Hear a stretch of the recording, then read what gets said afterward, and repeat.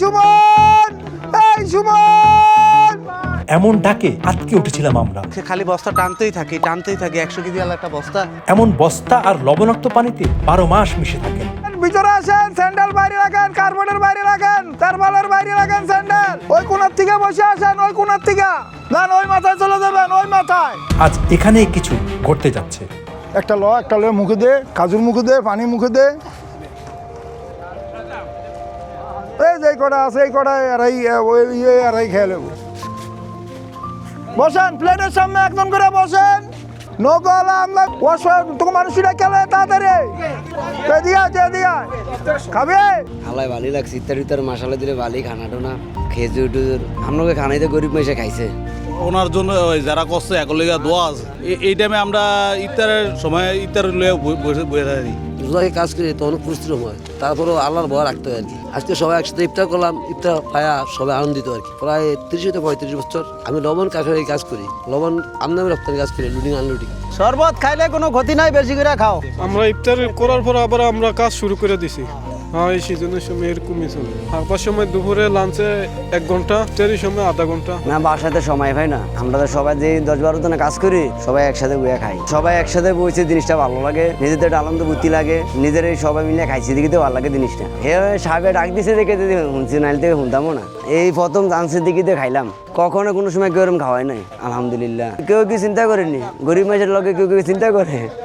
রোজার মাস না, ওই যে মনে হলে রোজার আগে যায় একটু কাম হয়, আবার এই 15 দিন একটু ড্যাম হয়ে যায়, আবার রোজার 15 দিন পরে আবার কাম চালু হয়ে যায়। হ্যাঁ, এখন তো মনে হলো সবাই মনে হয় রোজা থাকে, এই 10-15 দিন একটু কাম, আবার রোজার 15টা গেলে আবার কামের চাপটা একটু বেশি বাইরে যাবে। এই যে এখন যে আবার খাওয়া দাওয়া শেষ হয়েছে, তখন আবার কাম চালু হয়ে গেছে, আবার 1-1.5 ঘন্টা কাম শেষ হলে আল্লাহর রহমতে আবার বাসা দিতে পারবো। আবার সকাল 8টার দিকে কাম শুরু হয়, আবার মনে হলো সন্ধ্যা 7টা-8টা পর্যন্ত কাজ করবো। ইত্যাদি অনেক সময় দেখা গেছে কি আমরা তো কাজে থাকি, তো দৌড়ের মাথায় পেঁয়াজি বুট যা পাই এগুলো নিয়ে নেই। হ্যাঁ, এরপর দিয়ে আইনা আমরা এগুলো চলতে ফিরতে আর কি খাইলাই। তো খাওয়া দাওয়ার পথে বসার মতো টাইম পাই না কাজের জন্য। তো আজকে আপনাকে অনুষ্ঠান হয়েছে, ভালোই হয়েছে। হ্যাঁ, যেহেতু আমরা হাত মুখ দিয়ে ইফতার আনছি, আমরা সবাই মিলে তো খাই, 300 টাকা আনা হয়েছে। তারপর দিয়েও মনে করেন না আপনারা ইফতারের আয়োজন করছেন, আমাদের সাপে ডাক দিছে, এই কারণে আমাদের আইতে হয়েছে। হঠাৎ করে কেউ তো কখনো এরকম খাওয়াই নাই ভাই।